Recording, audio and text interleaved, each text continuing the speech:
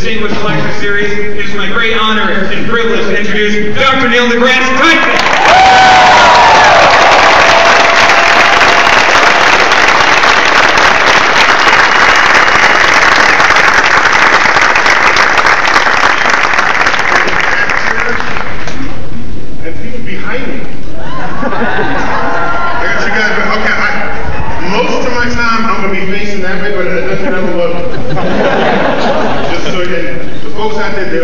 They don't even know it.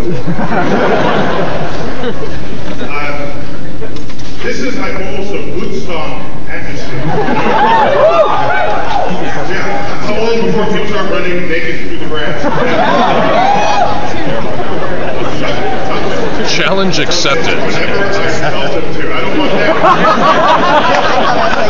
I don't want that much power. Doug, that's your cue. I need to clarify one or two things about that introduction. First, that People magazine distinction, that was 12 years ago. And second, consider the category.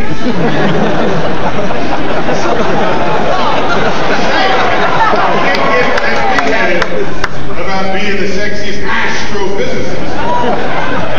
I don't know, would I beat out for that, you know? Stephen Hawking? I don't know. Just saying, I don't lead with that on my resume. It's like way down at the bottom of the website, just so you know. So I wanted to give some messages. It's primarily aimed to the senior. How many seniors have that? Because you're on your way out of here, right? Unless you're left back or something, I don't know. And so I just want to put things in context because it's bad out there, right? And somebody needs to fix it. Somebody. I don't care who. Somebody needs to fix it. I'll give you some examples of how bad it is. Oh, by the way, you guys want to stand the whole time? You could sit. No.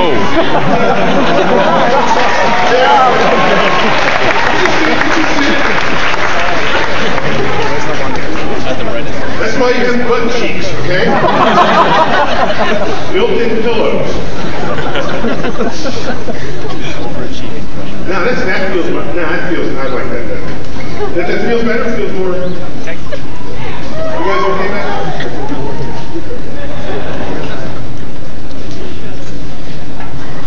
All right. So a few things, just to set the record straight here. I worry about the level of science illiteracy and math illiteracy that pervades our culture. And I have examples of this, and they're embarrassing examples. This is the United States of America, the 21st century. All right, I have walked up. I'm from New York City. A lot of tall buildings in New York City.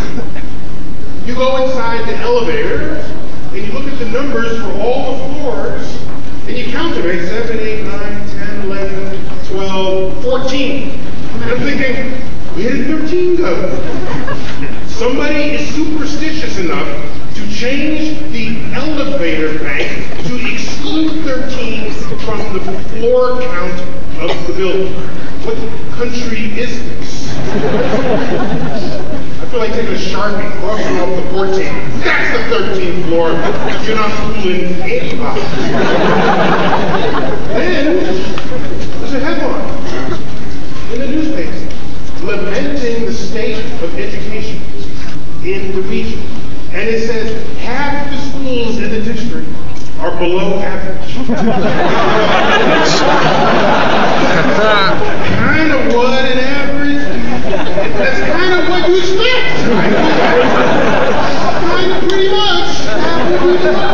The journalist probably meant half or below standards or below grade level. That's not what they said.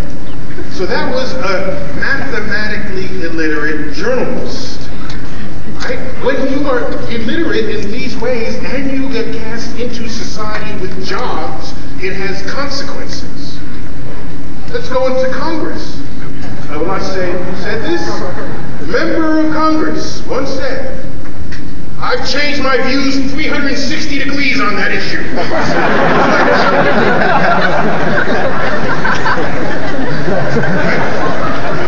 They're facing the same direction. Last I checked, 360 degrees is a full circle. So they didn't change any views at all.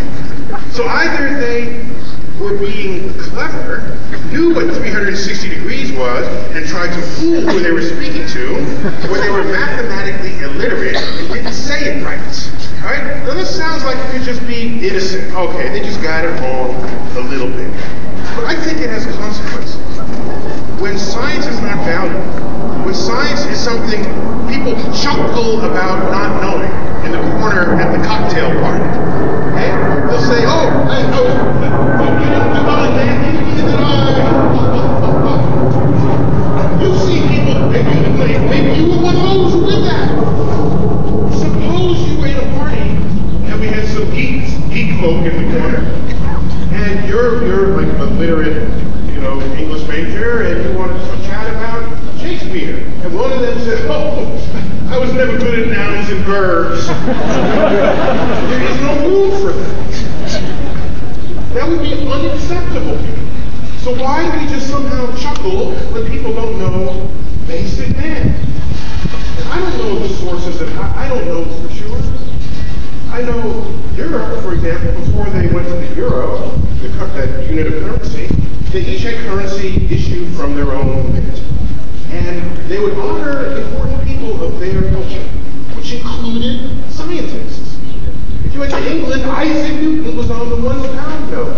You go to Italy, they had Alexander Volta. Okay? Guess what we named after him? Not the car. Also in Italy, Galileo was on the currency. There are people on the currency who were scientists. They valued their scientists. In Germany, they had Carl Friedrich Gauss, who invented the normal distribution curve. Do you realize on that Deutsch, that was at 10 Deutschmarks, on that note is a picture of Gauss and a plot of his distribution function, including the equation that tracks it.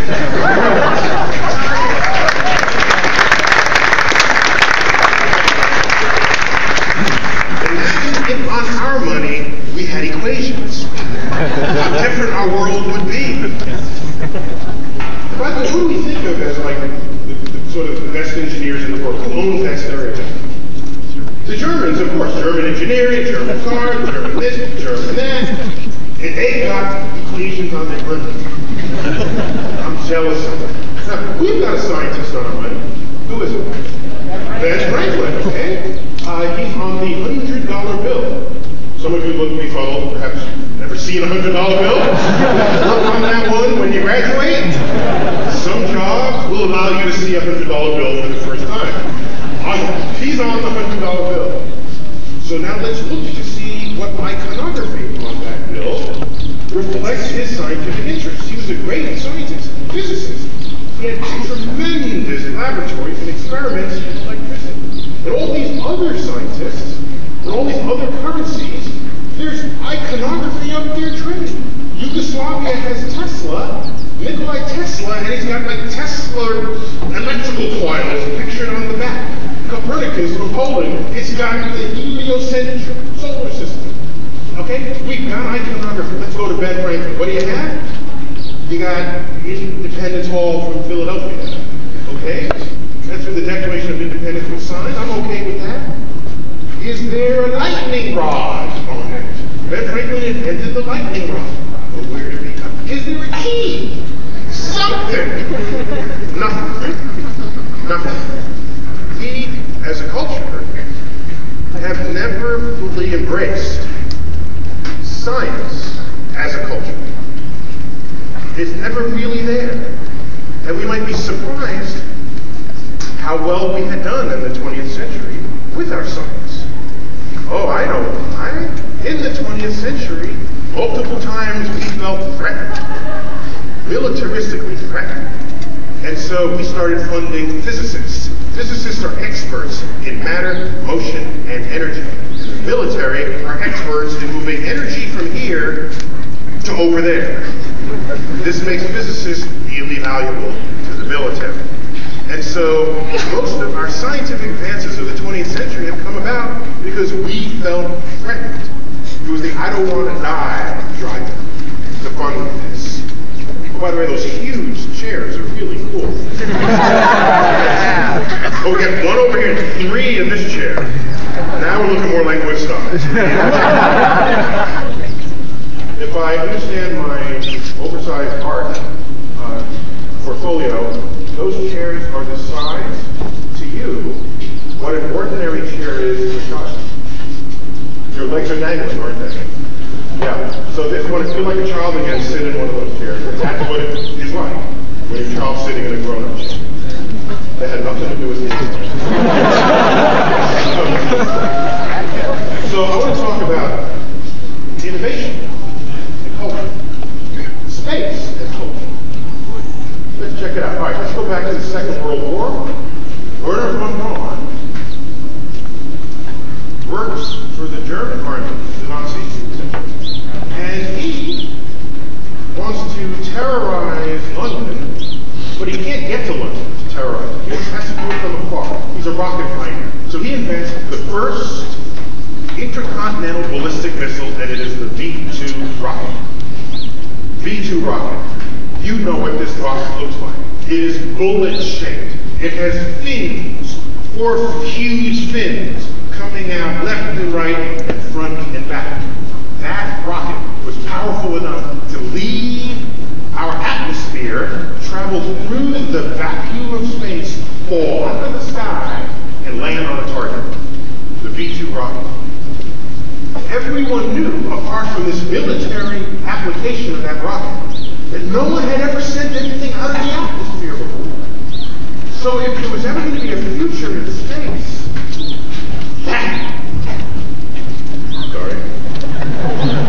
that was the ticket. After the war, people were starting to think creatively. How do we use this new rocket technology to go into orbit? The V-2 rocket was a sign of future dreams, holding aside the military application of it. Future dreams. So what happens? In the 1950s, all science fiction stories that had rockets to space, those rockets look like the V-2. Babar goes to the moon, his rocket ship had fins. Tintin goes to the moon, his rocket ship had fins. Old episodes of The Twilight Zone, whenever they had a spaceship, they had fins. People were thinking about the future. Who here is old enough to remember the 1950s when cars had fins? It influenced car design. You might have gone up to those car designers and said, well, where did these fins come from? Oh, it just looks cool. They might not even be aware of the cultural force of what it is to dream about out there. Because when something operates as a culture, you're not even conscious of it. You just do it. You're not even thinking about it. I'll give you an example of culture operating. My first time I ever visited Italy, I go into a grocery store. And I walk by and I say, what is this? There's an entire aisle of pasta. And I thought, we don't have whole aisles of pasta. This is Italy. They invented pasta. Of course, they wouldn't have the most pasta of any place in the world. So they got fusilli #2. They've got pasta shapes and squiggles we never see or hear of. Now, I asked an Italian friend, do you notice that you have an entire aisle of pasta? No, it's just a pasta aisle. They didn't even notice it. So then I asked them, I repeated this in China. I went into a grocery store, whole aisle of rice. Every kind of rice, whole grain, medium grain, short grain, high gluten, low gluten, Thai rice, Chinese rice, Vietnamese, brown rice. It would go on and on and on. I asked someone from China, do you know you have a whole aisle of rice? That's just the rice. So then I said, is there any version of that back here in America? Because maybe I don't know this. They said, of course, it's obvious to a foreigner. We have the soft drink aisle. And we kind of pioneered the marketing of soft drinks. The entire aisle, floor to ceiling, left and right, is soft drinks. Nobody else in the world has a soft drink aisle. It's a part of an aisle that's got other stuff in it. I said, anything else? Yes. The ready-to-eat breakfast cereal aisle. That's just the cereal aisle to us. You don't stomp and look at it and contemplate it. These are sort of low levels of examples of what it means when something is your culture. When it's your culture, you cease to notice it. That's a good thing. I'm not complaining, I'm just asserting that we have fins going into space and our cars have fins. It's easy to think that that's just cool. That is this V2 rocket operating from the creativity of car design. So what happens? Kennedy gives a speech, 1961, May 25th. We're coming up on the 50th anniversary of this speech, joint session of Congress. He says, we're going to the moon. We're going to the moon. And by the way, this guy who invented the V2 rocket, we didn't take him to Nuremberg. No, he was not hanged for war crimes. No, we snatched him, put him in Huntsville, Alabama. That would have been a shock, I think.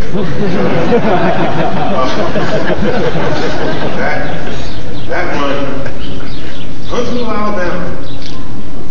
He was tasked with creating America's future in space. And he designed this 3-stage Saturn V rocket. The Saturn V rocket is 32 stories tall. It has fins, but they're not big fins. They're little fins. They did some aerodynamics and they figured out little fins are just fine.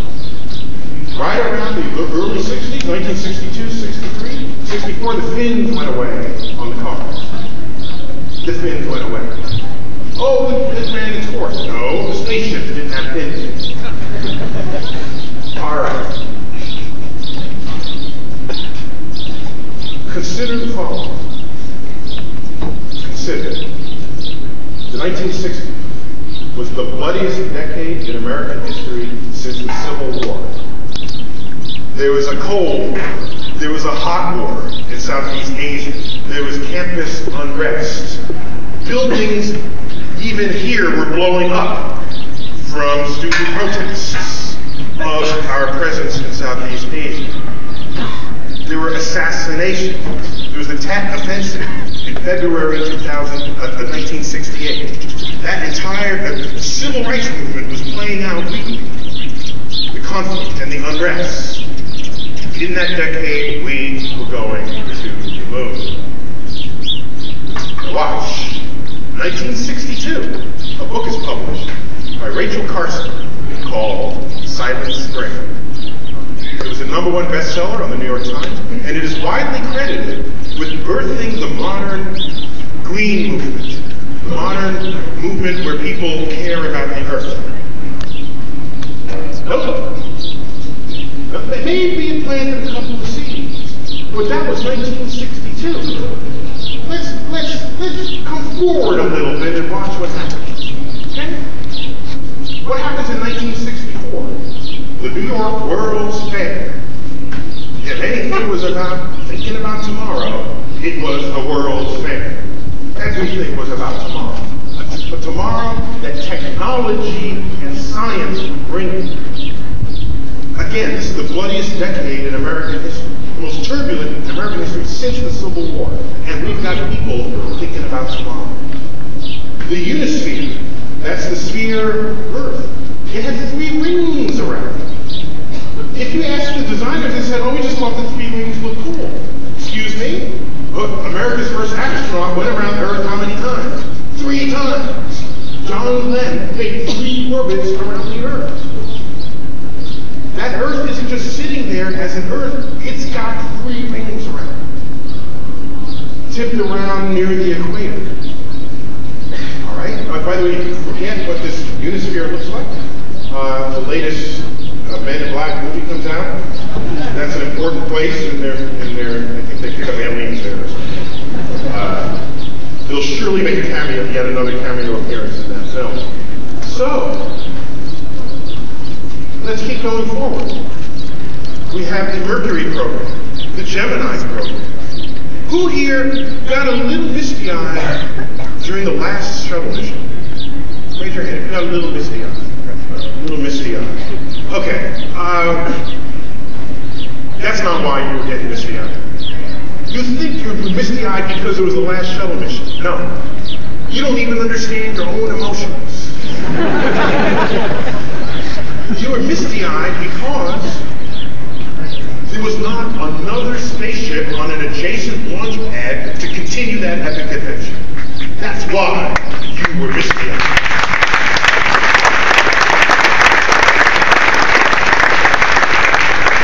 Nobody shed a tear at the end of the Gemini mission because the mighty Saturn V was sitting right next door, ready to go to the moon. Gemini, wasn't that quaint? Let's dust it off, put it in a museum, well, let's get on with the exploration. That's why you were shedding a tear. None of this nostalgia for stuff that came before. When you have nostalgia, the people who have nostalgia for stuff that came before, it's because nothing is following it. That's when you have nostalgia. That's what drives nostalgia. There's nothing to keep you going. So you gotta turn backwards. In fact, if we're not careful, this decade, the 2010s will be remembered as the decade of 50-year anniversaries of stuff that happened in the 60s.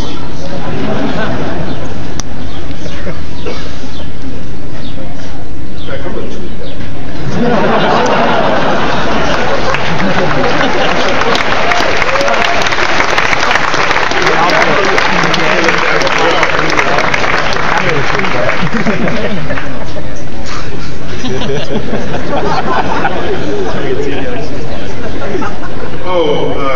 My Twitter handle is Arnold Schmidt. It's Neil Tyson. What else? Well, thanks for asking. It's just at Neil Tyson, and I before E, except in Neil. And science. And Keith. And Chief. Is that good? Because you guys are like eating up all the bandwidth out here.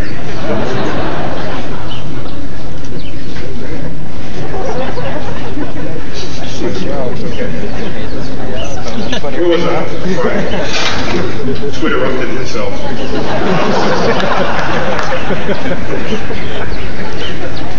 Thank you. 50th anniversary of stuff that happened in the 50s.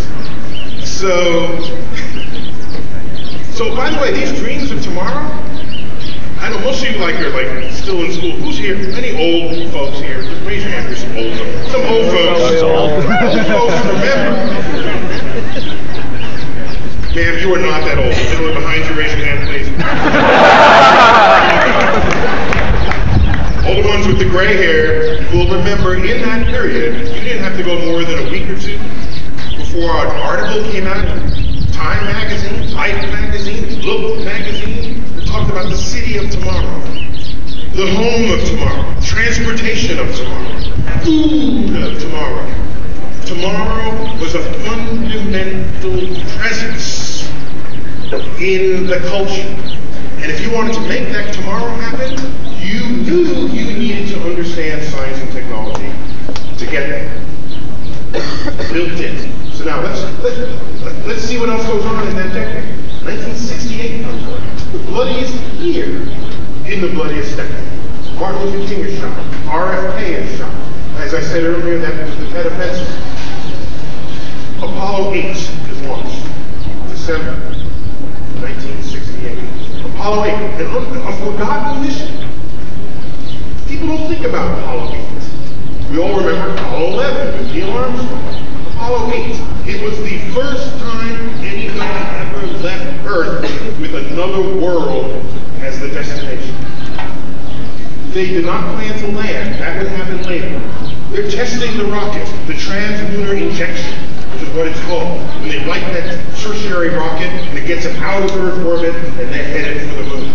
Apollo 8 went to the moon, went into orbit around the moon. Here was this mission to go to the moon to see what the moon is about. And as they orbit the backside of the moon, they lift up their Hasselblad camera, and what rises over the horizon? Earth. Earth. That picture is snapped. It is the most recognized photo of anything that has ever been photographed in the history of the world. Earth rises over the moon. Earth, seen not as cartographers would have drawn it, with continents with countries color-coded to distinguish one municipality from another. No, it's not as mapmakers would have us see the Earth. It is as nature intended.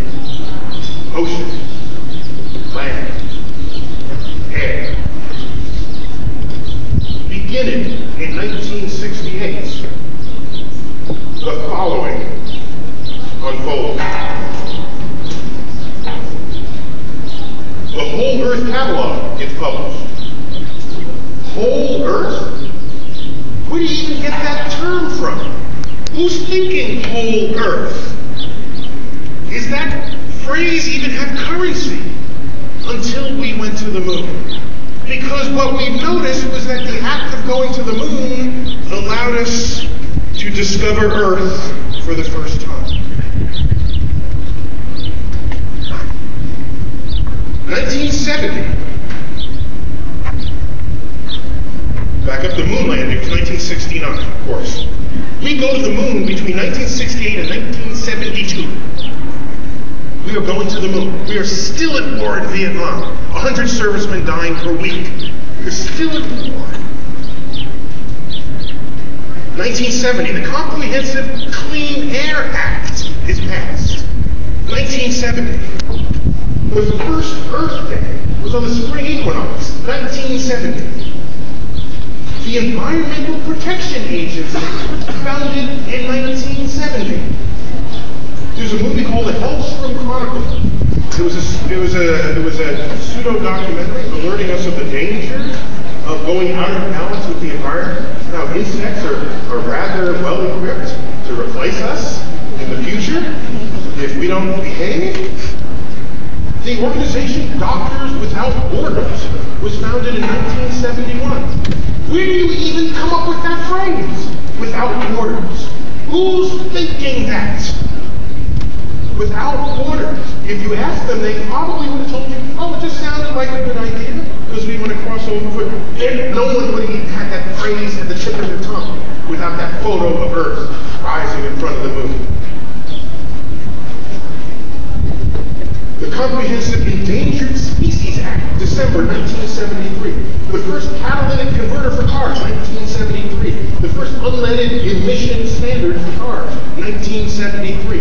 In a period of 5 years, the nation transformed from one who's fighting wars and choosing boundaries and to one that actually cared about the Earth.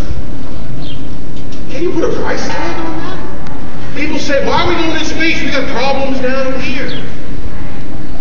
You don't even know how to think about some of those problems down here until you got into space and looked back at what we look like from dark void.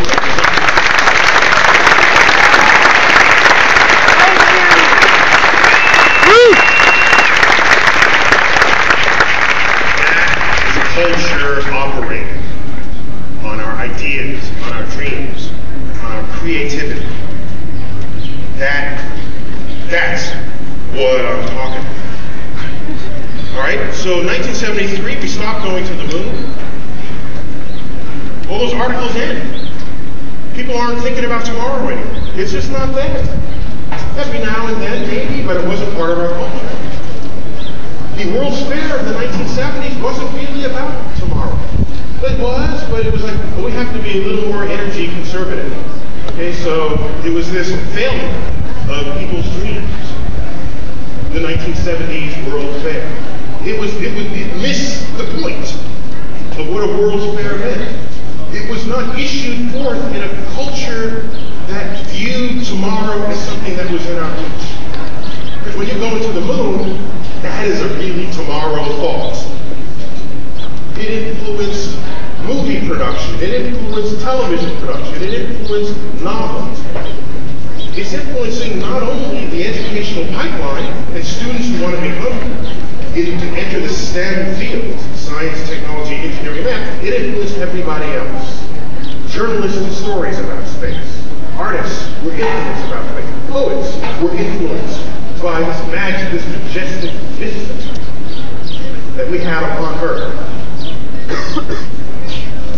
You look at the number of TV shows influenced by these things. Star Trek, perhaps the most successful science fiction story ever, in all of its incarnations, was birthed in that era. By the mid-1970s, that all ended. All right? Not only culture, it's economics. We're entering the 21st century. If you are not fluent as a culture in science, technology, engineering, and math, you will fade so fast, you might as well just march back into the cave right now, because that's where we're all going to end up. We don't embrace the fact that innovations in science and technology are the engines of tomorrow's economy.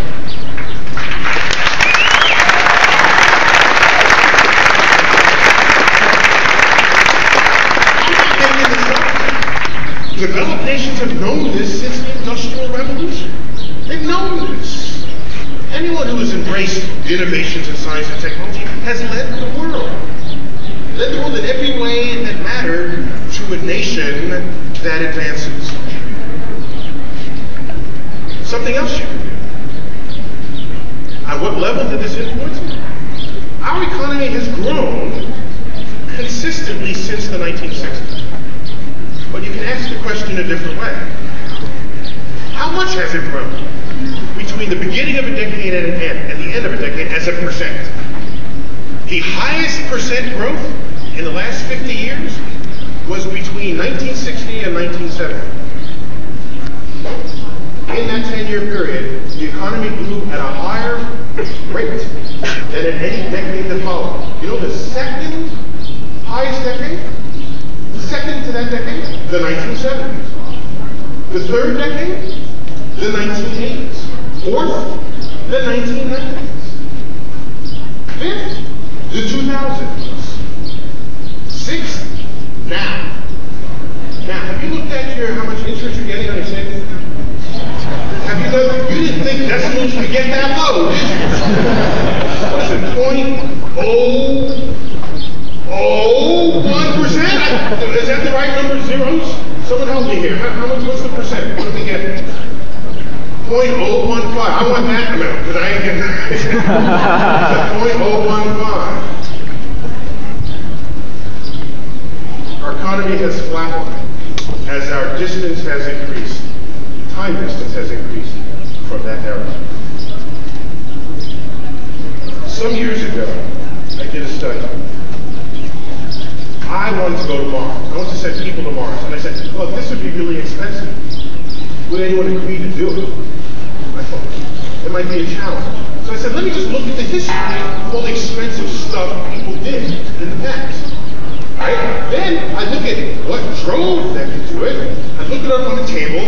All right, I said, hey, we can do that as Americans in the 20s. So let me do that.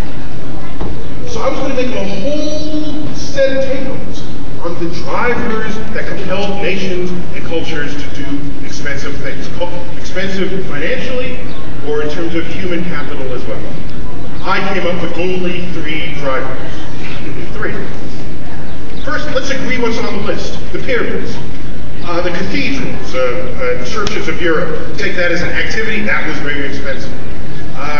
The Great Wall of China, the Manhattan Project that built the atomic bomb, the Apollo Project, the Columbus voyages, major investments of a culture. We'd all agree they're expensive. What drove them? Only 3 things. Maybe one of 3 things. No more, no fewer. English majors, you're happy I said you were there? Yeah, amen to the English majors. Okay? Fewer because it's accountable.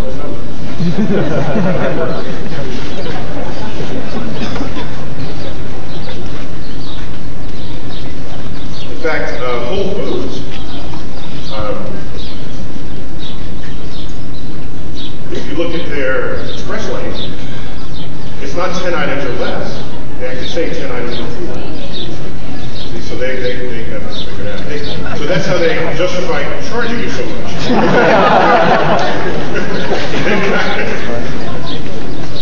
They hired an English professor to help them do this. What was I talking about? Three things. Thank you. Somebody front row is paying attention. Thank you. Three things.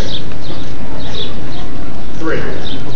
Number one of them all, it's obvious. It's the I don't want to die driver. The war driver. That's what gives you the Great Wall of China. That's what gives you the Manhattan Project. That's what gave us the Apollo Project. Oh, no, wait a minute. No, we're explorers. We're discoverers. What about that Kennedy speech? He said, we will do this not because it's easy, but because it's hard. He had charisma, and we're explorers. You know that speech? In the joint session of Congress? Where he says, we'll put a man on the moon and return him safely to Earth. You know that speech?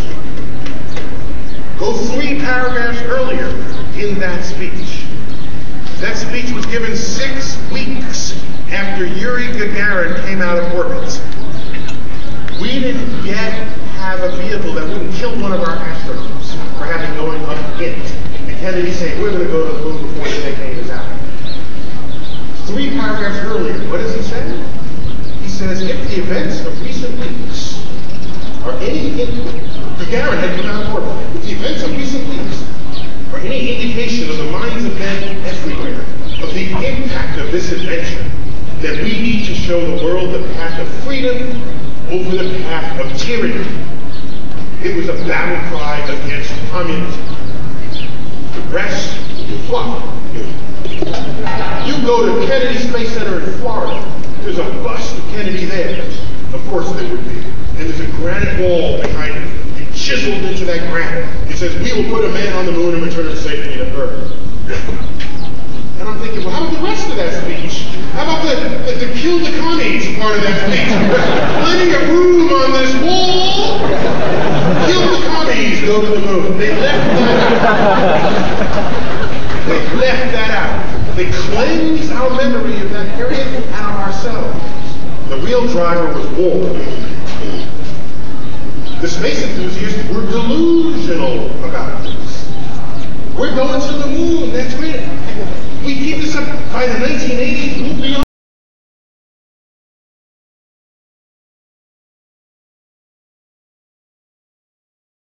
Russians had the first satellite, the first non-human animal, the first human, the first woman, the first black person, or someone from Cuba, the first space station, the longest time logged in space. They had the first landers on Venus, the first landers on the moon. They had a rover on the moon while our astronauts were there. We were reactive to the Soviet Union, not proactive. Yet we remember ourselves as leaders. My only point of that is to say we were at war and the money flowed like rivers. At the moment the war threat ended, the money stopped. That's why we're not on Mars. So I say to myself, if war is one of the drivers, is there any, although I don't want war to be a reason to go to Mars. Maybe others, I don't want that to be a reason. But you know we would do it if we felt threatened. So I had a plot. I said, okay, I'm going to sneak over to China and just go into the office of the head guy and say, psst, leak a memo. Doesn't have to be true, just leak a memo that says you want to put military bases on Mars. We'll be on Mars in 10 months.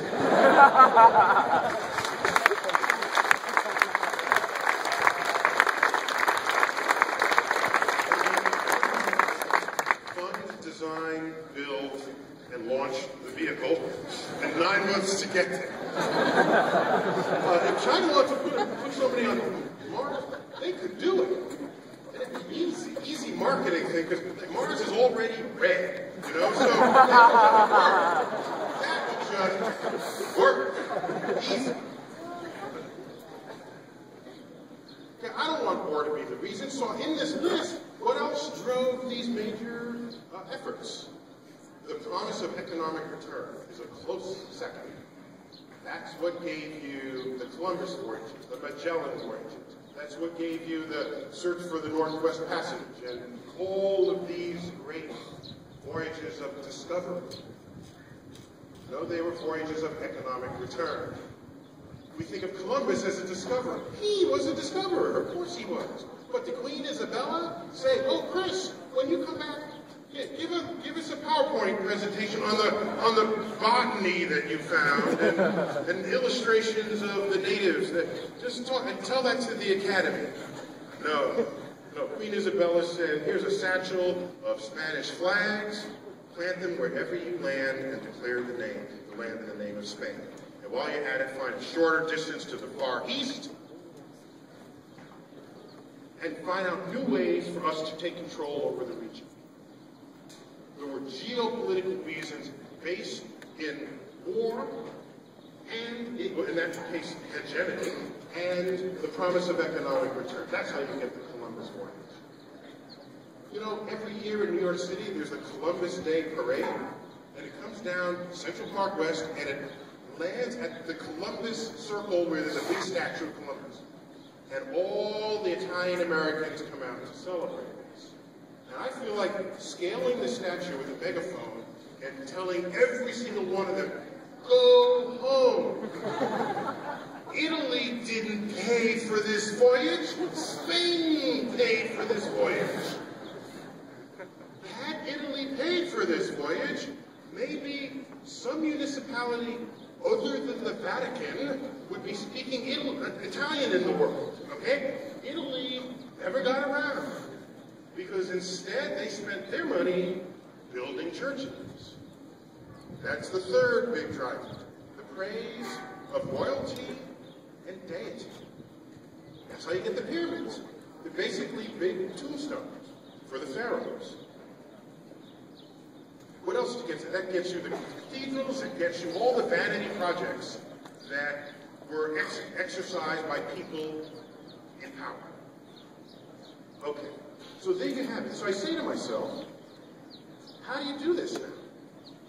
Can we go to Mars and justify it economically? Because I don't want to justify it militaristically. And I thought about it, I said, sure you can. Here's what you do. You go to NASA's budget and you double it. What?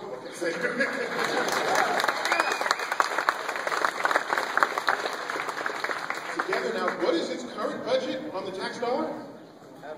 Half a penny on the tax dollar. That's how much we all pay for the space station, formerly the shuttle, all of the NASA centers, the rovers, the Hubble telescope, the Next Generation telescope. 1/2 penny on the tax dollar.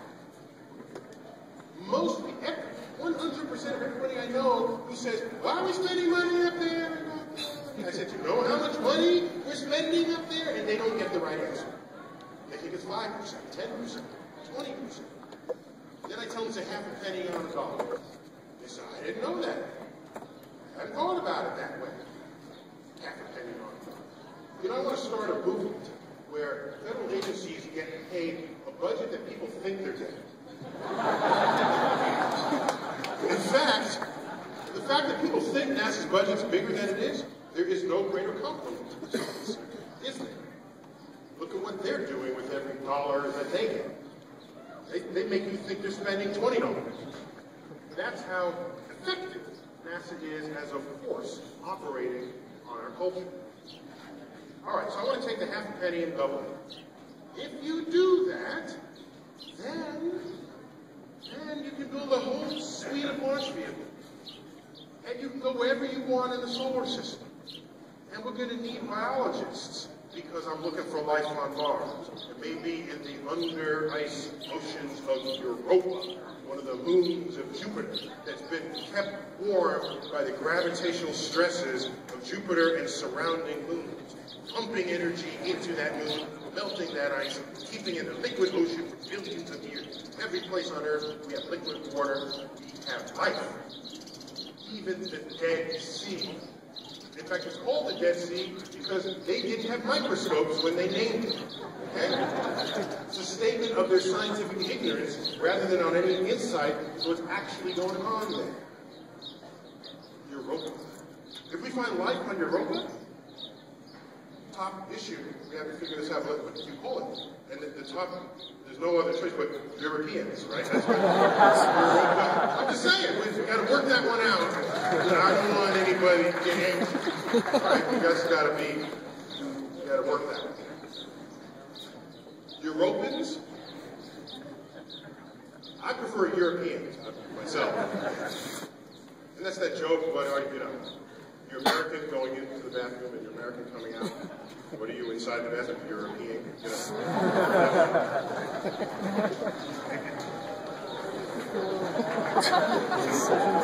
You know these jokes when you have like 5th grade kids, you know, running around.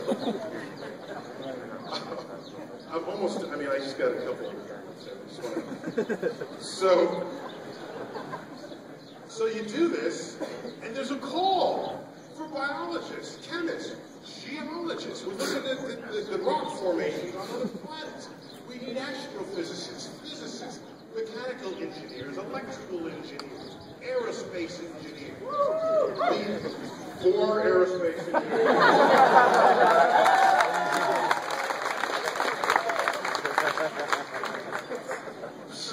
So the call crosses the entire STEM spectrum. And if you do this, you're doing something different tomorrow than you did today. That is the foundation of discovery. I want to land on Mars in a particular way, a way I've never done before. I have to innovate, invent something new. Everything you do that's new in space is headline worthy the next day. It will be writ large. New way to make fuel from the buried waters in the frozen, the aquifers on Mars. There's water in the poles of Moon. We take the water, split the hydrogen and the oxygen, make rocket fuel. If there's a new device that does that, this gets patented. This gets writ large on the daily newspapers. And that operates like a force of nature on the educational pipeline. You don't need special programs under that umbrella. You don't need special programs to convince kids to be interested in science because the discoveries are coming at them left and right. You don't need special tariffs or tax benefits so that companies keep their factories in America.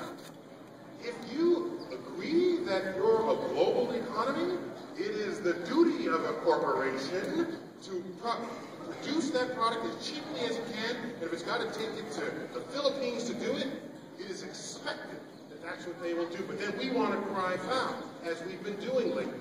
In the 1960s, no factories went overseas. You know why? Because we were innovative. And when you innovate, you make innovative products that no one else can make because they haven't figured out how to do it yet. That's right.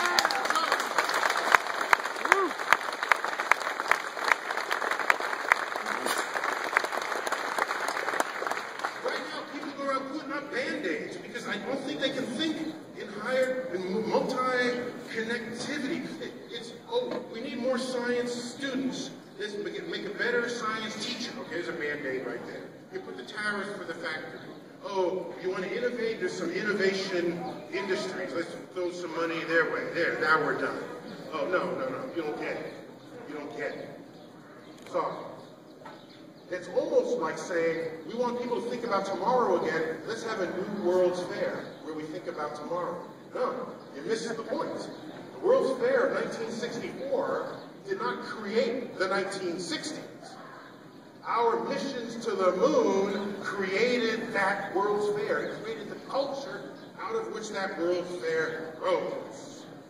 So make sure you know where the cart is and where the horse is when you're trying to solve these problems. So I submit that not only would a healthy space program bring you this force of nature, getting people interested in STEM fields, even if you're not a STEM-interested person, you can't deny the value of science, technology, and engineering on what it is to make tomorrow come, on the value of your economy. And so it influences artists, journalists, attorneys. You might go into space law. There's a new company that just started planetary resources. They want to mine asteroids. They're going to need lawyers for that. Lawyers chasing asteroids instead of ambulances. What do you think of that? How about that? Okay? So when it is in your culture, it is in everybody's culture. The journalist starts doing more stories about space. The poets, as I said earlier, you start getting influence even if you're not in the STEM field, and you create an innovation nation. That's the nation that goes forward. That has a pumped economy because everybody sees the value of innovation. You also may know there are sectors of our society that are kind of anti-science. Okay? And, you know, the urge is, well, let's fight them. It's like, okay, but I don't have time for that. But you know what I do have time for? Making science writ large on the daily headlines. That community, who were kind of anti-science, they existed in the 1960s. But they were left no place to stand. Because everybody knew that it was innovations in science and technology that had us lead the world in every metric that mattered over that period. And we were going to the moon. So you can't stand there and say, well, I don't like science. I'll choose to not believe in science. Forcing me to repeat what I said on Bill Maher a year ago. He had people on his show, for my first time on Bill Maher, I didn't quite know how to act. I don't know, I'm just being myself. He said, Dr. Tyson, last week we had a liberal person and a conservative, because that's how he does that. There's hot air here and hot air there, and he tries to mix them and thinks something's going to come out of that, right? So he said, they both deny global warming. What do you have to say about that? And the only answer I can give him, the good thing about science is that it's true whether or not you believe in it.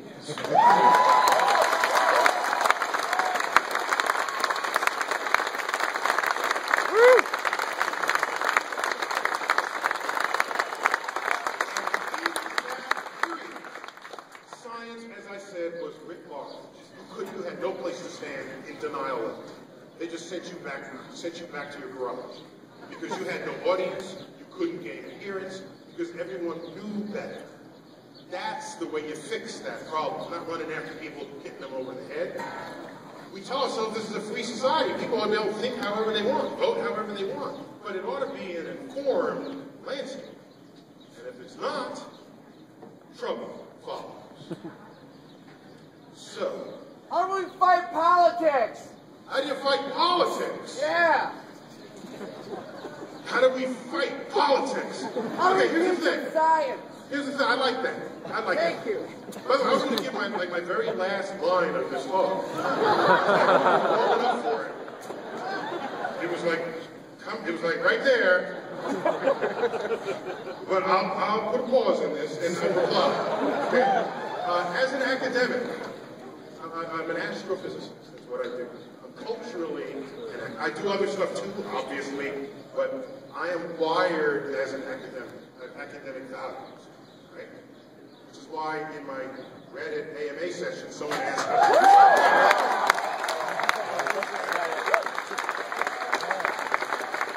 if you don't know what this is, I don't know if I could even explain it. It's a place where people go when they really should be doing their homework, but it's a topic and it is just so rich with energy and emotion and passion. And I was invited to give an Ask Me Anything session where I just sit there and people just ask. And I'm just like firing out answers, you know. And I had 3 sessions, 3 hours each, and the last one was only 1 hour. That's my AMA trilogy. In there, someone asked, I forgot what it asked. No, I know, but there was something else. See, I forgot what it said. Okay, hang on. So about the politics. We'll get back to the AMA in a minute. About politics. In my culture, politics is a barrier between where you're standing and where you want to go. Every time. Every time. Okay? That's in academia. You move to Washington, D.C., politics is the currency. It is the thing. It is not a barrier, it is what it is. And so the most ineffective scientists out there are those who just bust into Washington and believe they can just put truth on the table and let it ride. No. It took me a while, but I think I understand the politics now. And so let me find the forces that influence politics. And you know something? Spending big money on space, that's a political solution, not a scientific one. Because science never drove space exploration. Neither did discovery, neither did the urge. It's in our DNA. Oh, we're Americans, so we're explorers. It is nature's. We must explore or we die. None of that has ever been revealed in the history of exploration. Or, I don't want to die, driver, but I don't want to die, poor driver. That's what it is. So, without the politics, nothing happens. I don't like it, but I accept it and understand it, and once you understand it, you can then navigate it. Without an understanding, you trip on it, and you fall on your elbow.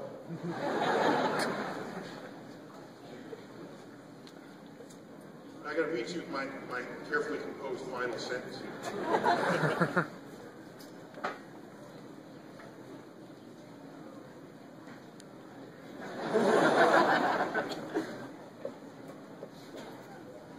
As goes the health of our space frontier, so too goes the economic, the emotional, and the cultural health of this nation.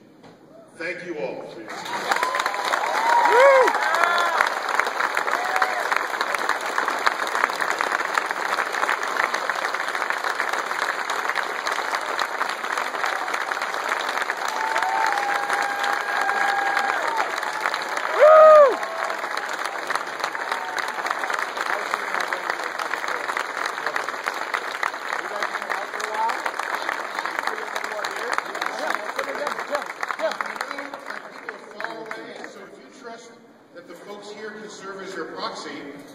I will welcome some questions that you might have that follow on from the talk that I just gave, or just come in from anywhere in the universe. Okay, when we sit back down again, I like that vibe. Just don't have a problem. I'll repeat the questions so we all hear. Sir. To finish the AMA story. Oh yes, I remember my AMA. If you can sit down back on the grass. Thanks. So the AMA story, I said I'm an academic, I'm culturally an academic, and I'm wired as an academic. And one of the things an academic cares about is learning. And so when someone asked, what drives me? How do I derive meaning in life? Okay, that was one of the questions. Yeah, you're Where do I get my meaning? What's that? I feel like after. How do I Are derive you a meaning in Redditor life? after the? What I said was, actually am more of a lurker. so many people, I'm sort of the same. when confronted with that challenge, Reader rather than post. Yeah. operate on the assumption that meaning is something I've that seen plenty of they things. find I in read their it. rock. I found meaning, now I have meaning. The most fulfilled people I know are those who do not look for Really? meaning from outside of themselves, but create meaning from You within. got on there. And so what drives for me, my two highest forms of meaning are, one, that I know more about the natural world tomorrow than I know today. That's an academic creed. Okay? And for those who stop learning more tomorrow than today, what what becomes of you? You just kind of, you stagnate intellectually, emotionally, physically. You should always know something more tomorrow than today. Second, as best as is possible, take time, however small, to lessen the suffering of others. That gives meaning to my life.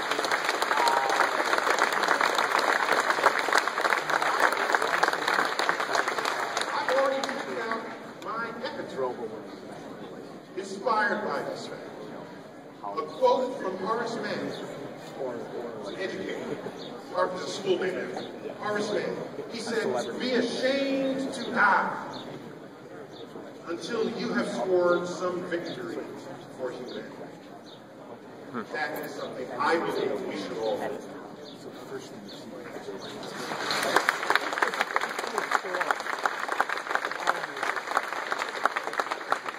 There's 6 people here holding up a sign saying, "We are the Physics Club." Now notice, you're sitting under a tree. Okay? That's okay when the sun is out. Not when it's light. Okay, so they got that one figured out. Okay, speak loud and I'll hear you go. What about inner space? What about inner space? You mean your brain? Oh, you don't know what you mean. The inner space, the oceans? The intersection between the environment and consciousness. The intersection between the environment and consciousness. Okay. Sir, someone just accused you of being a liberal arts major.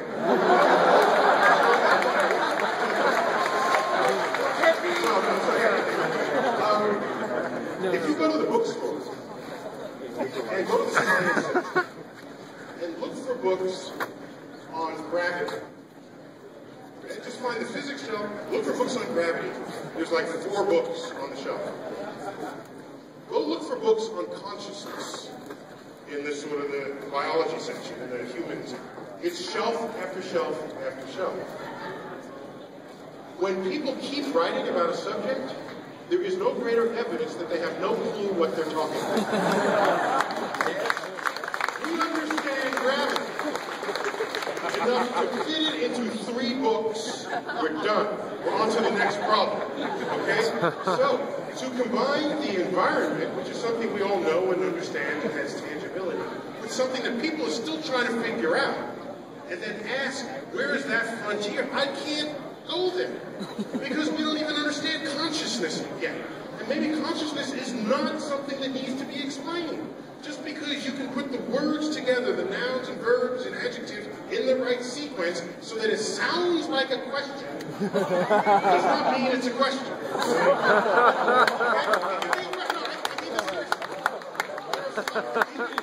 That will accept any question at all.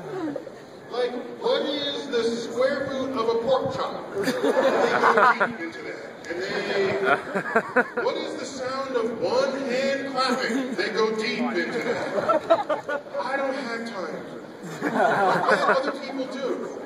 But in my experience, questions such as that do not actually advance our understanding of the universe.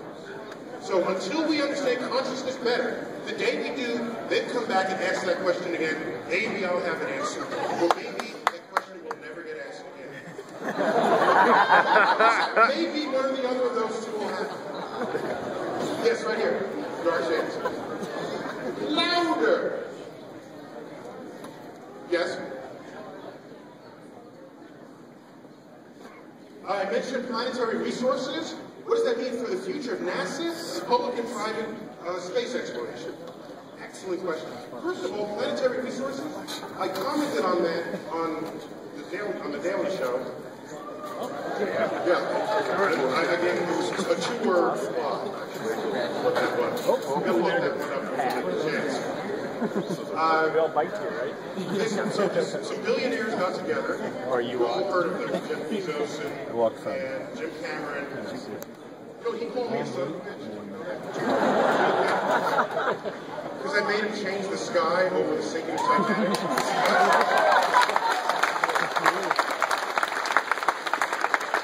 So they included every word that he spoke, which was not all news sources edited what he said. So they want to go mine natural resources off of asteroids. If you bring an asteroid, maybe the size of this garden here, that's metallic, it'll contain more platinum than has ever been mined in the history of the world. Same would go for iridium. It almost beats for gold. Some asteroids have water. You would mine the water and hand it to NASA in space, because otherwise NASA has to launch that water from Earth's surface into space. It costs $10,000 a pound to launch something into low Earth orbit. $50,000 a pound to get into the moon's distance. If you can get water from an asteroid, hand it to NASA in space, charge them $30,000, NASA saves money, you make $30,000.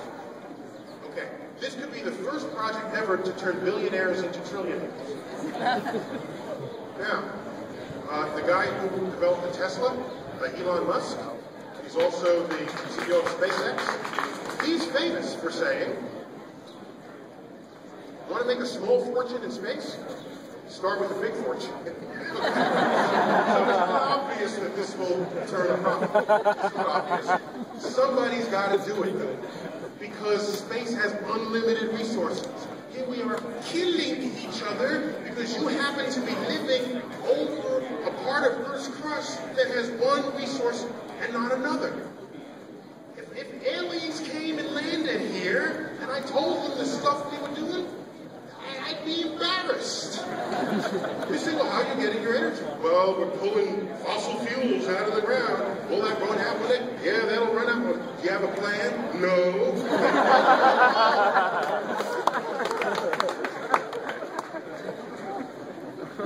Where do you get your metals? Well, we're pulling them out of the crust too. We have whole asteroids.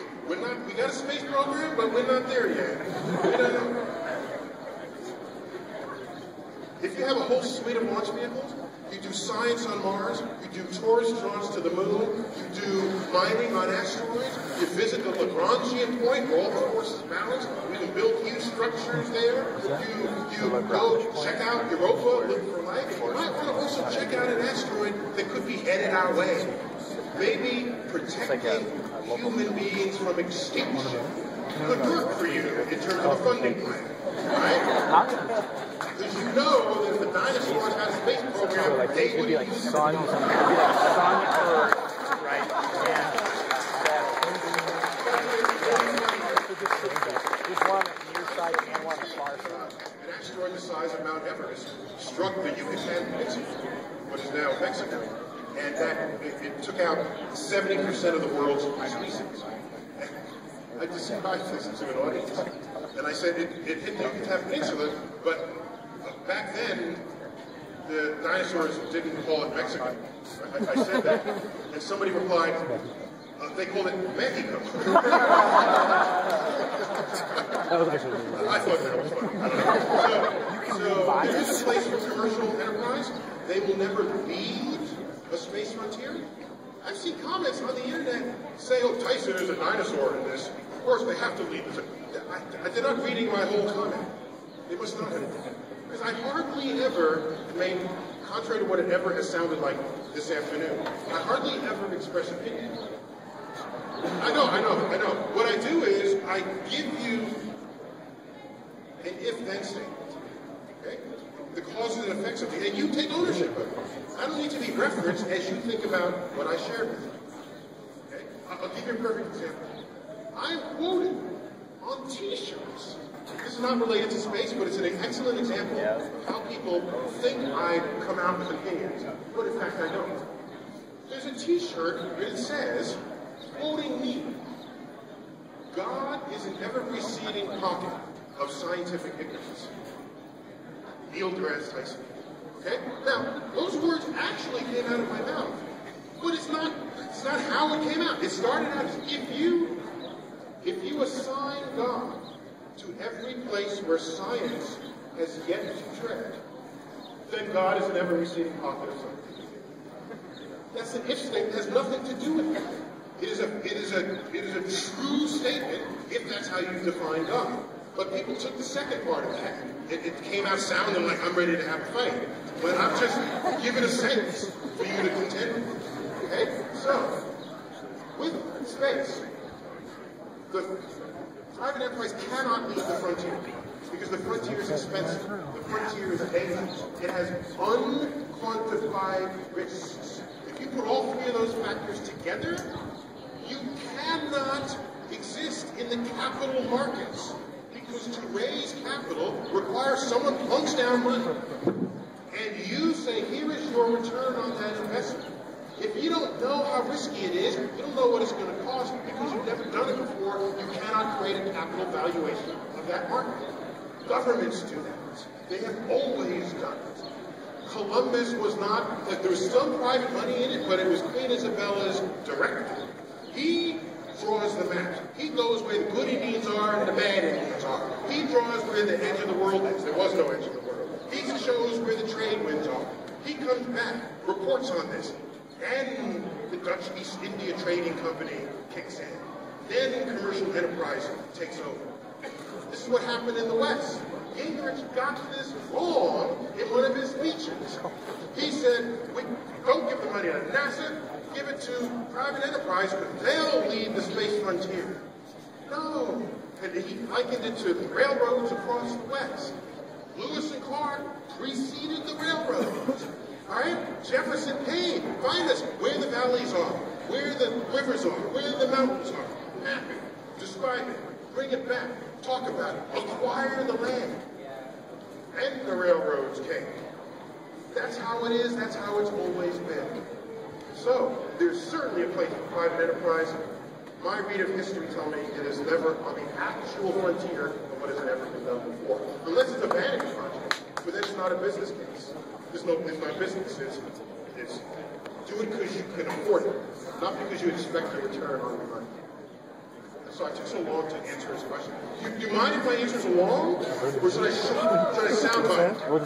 Should I go? Okay. And remember, the folks here are kind of proxy for all you guys back there. Okay? So if they mess up, just deal with them later. Oh, someone asks, how does it feel to be a meme?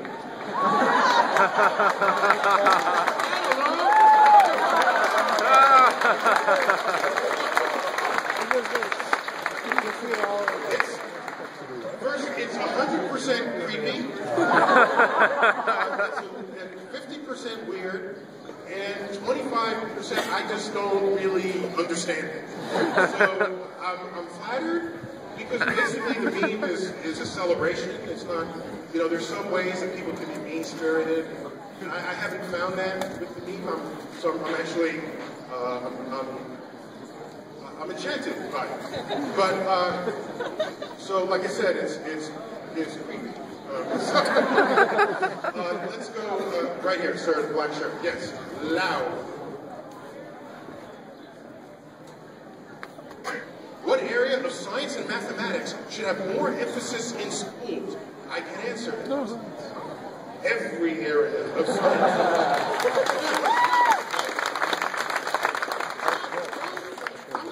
Just to be politically correct, consider the following. You walk into a hospital. There are machines brought into the service of diagnosing the condition of the human body. Do you realize 100% of those machines are based on a principle of physics discovered by a physicist who had no interest in medicine at all? What happens is they discover a physical principle, and this started ever since electricity. What do you think the EKG is? Monitoring electrical impulses. The medical community has been highly exploitive of the discoveries of other fields. And it is the two together that is what today we call modern medicine. There are people who are saying, we don't need physics anymore, we want to live healthy lives, let's fund only the National Institutes of Health. Put the money right there. That's the Band-Aid. Put the Band-Aid. Put money right there, and then we'll live longer. Do you realize the MRI? That's probably the most potent instrument we have today to diagnose your condition without cutting you over. The magnetic resonance inhibitor.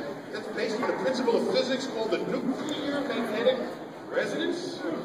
discovered by a physicist, happened to be my physics professor in college. I'm just saying, he just happened to be that. He got the Nobel Prize for that. He studied the behavior of atomic nuclei in the presence of a magnetic field. He got the Nobel Prize. A medical technician says, wait a minute, I can take this and make a machine and put your body in, and there you have it. You can't script this. Do you realize that when the electron was discovered, people spent decades wondering if it would have any utility or use at all? Do you realize when Albert Einstein first wrote down the equation for the stimulated emission of radiation, was he thinking to himself, barcodes, yes! Einstein wrote down the first equation that enabled the laser, the light amplification by the stimulated emission of radiation. It is one of the first, right along with SCUBA, one of the first and greatest of the acronyms out there. So you can't script it, you do all the front end. And what you need are programs that can cross-pollinate those discoveries. Then we can all benefit in ways undreamt of and unimagined. The last example I'll give here, suppose you are an expert in thermodynamics, the study of heat, and I hand you a Franklin pot-bellied stove, and I say, here's $1 billion, perfect this stove. And you might put some insulation on the side, and the venting will be a little better. Maybe you won't use wood, you'll use coal. Maybe not coal, but natural gas. Maybe not gas, but electricity. You can invent a thermal probe, so you know when the food is done. You can create a convective cell. You do all of this. And no matter how hard you try, you will never invent a microwave oven. Because it doesn't come out of that line of thinking. Our microwave ovens came from the development of the klystron in the Second World War. Communication technologies, not technologies to heat your food. So this cross-pollination is everything. And in fact, it defines the existence of the iPod and the smartphones. It's got cheap.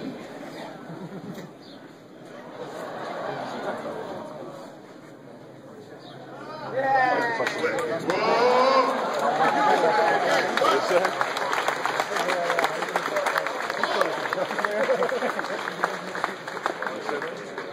I missed like 2.5 seconds on that one. I could have just like a relay, you know, just as I was saying. So this cross-pollination is important on all sides. Otherwise, we go with nowhere. Time for just a few more questions. Again, you guys are proxy for everyone else, so your questions got to be awesome. Yes, sir. Wait, you began that question with an and we are educated folk here, so I'll block you one question. We'll come back to you. When we do, don't begin your sentence with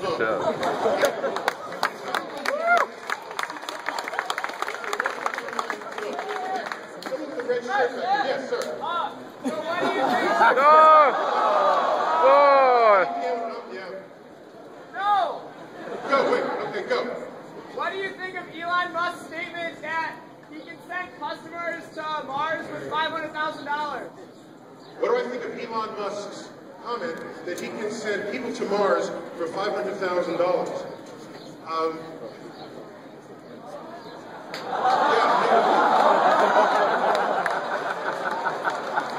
Put me back on that game show on The Daily Show, right?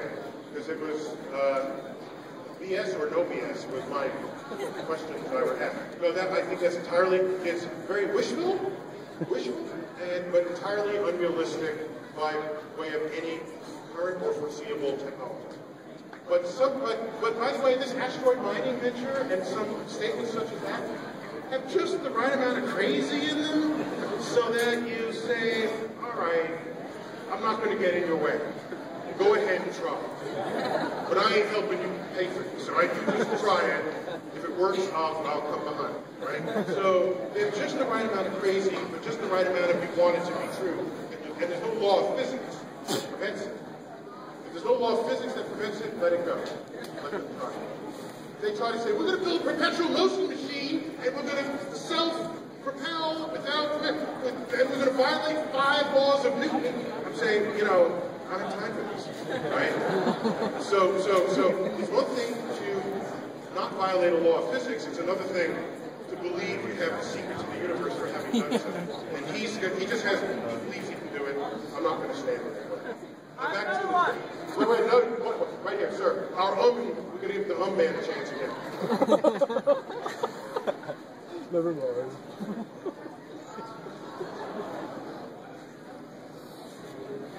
What if he stuttered? Yeah. The question is, and thanks for mentioning it, he heard that I will be hosting a 21st century reboot of Carl Sagan's Cosmos.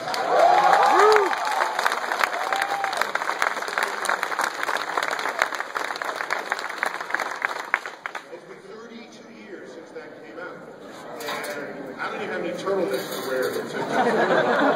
But I did practice this. I'll say,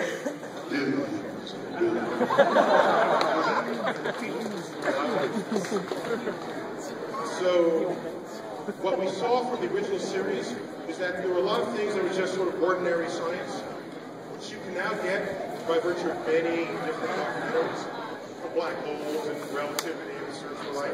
So we're going to downplay the stuff you can get from other documentaries. Because today, documentaries are quite common.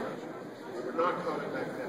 But what made Cosmos stick with us was the fact that the message was not simply, here's science, isn't it fun?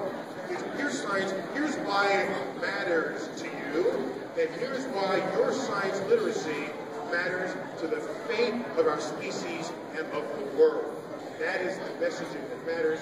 It brings science into your living room, not as something to know, but as something to not as something to recite back, but something to understand, so that you can be empowered with that level of knowledge and awareness. That is what is our target.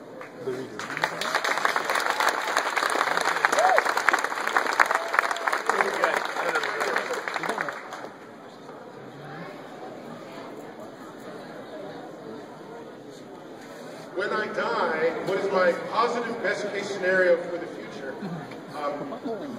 Not die. Why do I have to die? Well, is that a prerequisite for me giving a positive best case scenario? In 50 years, right, okay. I just don't know what my death has to do with my imagining the future. Okay, so,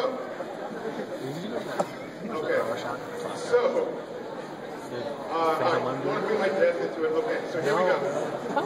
I've written in my memoir that when I die, I'm not going to be cremated. When you are cremated, the energy content of your body, chemical energy, No, I wasn't there. it's why you exist as a life form. It's chemical energy built into the molecules of your body.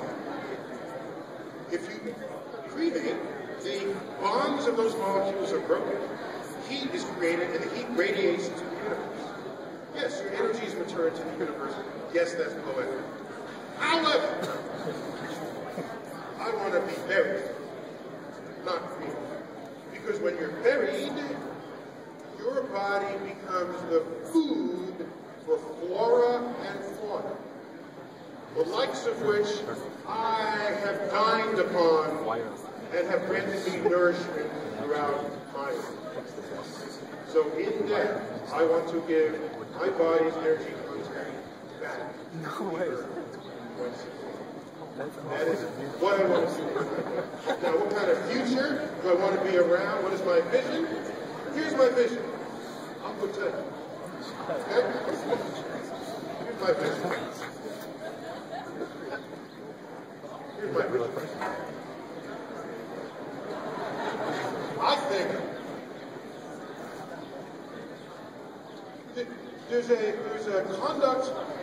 treaty being bandied about right now to control the conduct of space navigation in space, the peaceful use of space. And everyone is very hopeful about this because they want all activities in space to be peaceful. I am not hopeful for that. You know why? Because what does it mean for, okay, down here we'll kill each other, but up there we won't? Like, what does that mean? If you can figure out how to not kill each other in space, Why not figure out how to do that here on Earth? Okay? And if you can succeed, then start with Earth. Okay? Start with Earth. All right, so now, I imagine that since most wars in history have been because of limited access to resources of one power versus another, and given that the universe itself has unlimited resources, it might be that exploration of the universe itself is the first and only recipe ever to rid our species of the urge to kill one another with organized violence. So my vision for the future is possibly a world without war, enabled by the resources of space. And if that doesn't do it, then we are killing each other, but then the asteroid comes and it's on its way to rid its own extinct. So at some point, you're going to stop killing each other and band together and protect Earth. So if we can't figure out how to stop killing each other, I want to urge the asteroid to come sooner rather than later. That might be the end of the war. Yeah, right. Right there with the glasses, yes. What is the most important thing I've ever learned? That became a viral YouTube video 6 weeks ago. Yeah, so you weren't paying attention. What you do is Google most amazing fact. Excuse me, most astounding fact. I got it wrong. The most astounding fact. I did an interview with Time Magazine. Back in 2008, they asked me 10 questions that public submitted to them. One of them was, what's the most astounding fact? So I just answered them. And they're in language like until I gave a testimony in front of the Senate a couple of months ago after my recent book came out on space. By the way, a lot of this is just in that, I'm not cheap commercial here. A lot of that's in that book, in the space book. Just,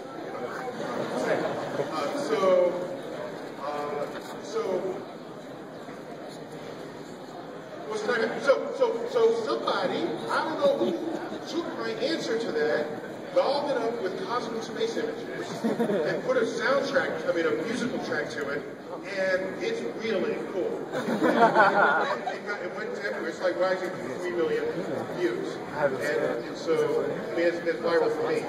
That's good, though. So just Google that and you'll get what I judge is the most important scientific fact that exists in any scientific is right there. Let's take like 3 more questions and we'll call it an afternoon. Oh, there's 2 questions from behind here. They've just been looking at this part of me the whole time. Don't turn around. Okay, I'm back here. Okay, wait a minute, there's a beer here. Let me get a swig of this first.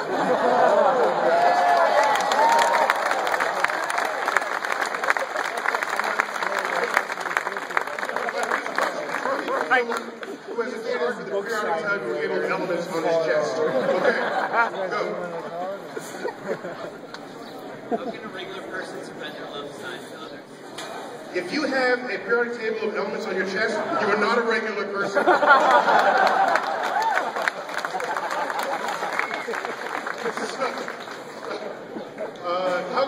How can people spread the love? I think the fact that certain videos go viral that people love and have science content, the fact that some people write op-eds celebrating discoveries in space, the fact that people put pressure on our lawmakers. People ask me, what would you do if you were head of this and senator of that? I said, I don't want to be any of that. As an educator, I want to influence the public so that they can choose a leader that fulfills their mandate. Because if all you do is influence a politician, then 2 years later, somebody else is in that political seat and you got to influence the next. Whereas, if it is the public's mandate, then the politician becomes irrelevant to that fact. Because whoever occupies that spot has to fulfill what the electorate wants. And so when space exploration becomes a cultural mandate of the electorate, it won't matter who's in charge. Because they will have to do what we tell them to do. And that would need to ensure that we are a spacefaring nation, as we're doing.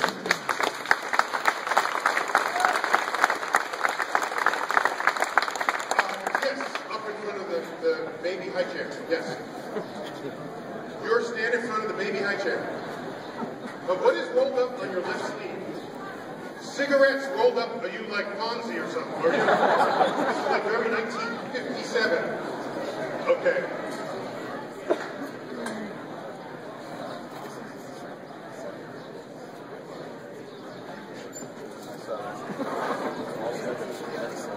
Okay. Chelsea Hunter, right? He's gonna go home first. This guy's getting Just went to talk to her. Okay, wait, is there a question? Was that? Yeah. He just wanted to dance. We're trying to get a question out of this one. He's trying to...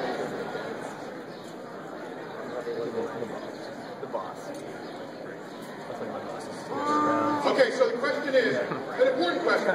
What are the ethics and what are the morals that should be in place adjacent to scientific discovery and scientific activities? At the center of his concern is that we are part of a fundamentally capitalist culture. And so, yeah, when you're a capitalist, your priorities are not the good of the many, right? They're the wealth of the few. And so we have some laws to protect the many, all right? Maybe they're not always as effective as they need to be or should be. But maybe we need some extra laws there. But I think Beat up dumb people! this concern about sort of the moral, I see no moral problems with mining an asteroid if we have no moral problems mining Earth. Okay? So if you had a problem mining Earth, then you'd have an argument against mining asteroids. And then I would say, and I'm a capitalist, I'm born and raised here, I kind of embrace that, but I would say you have the choice to live without the resources that mining brings you. Okay? And people do live that way. I think the Amish community lives that way.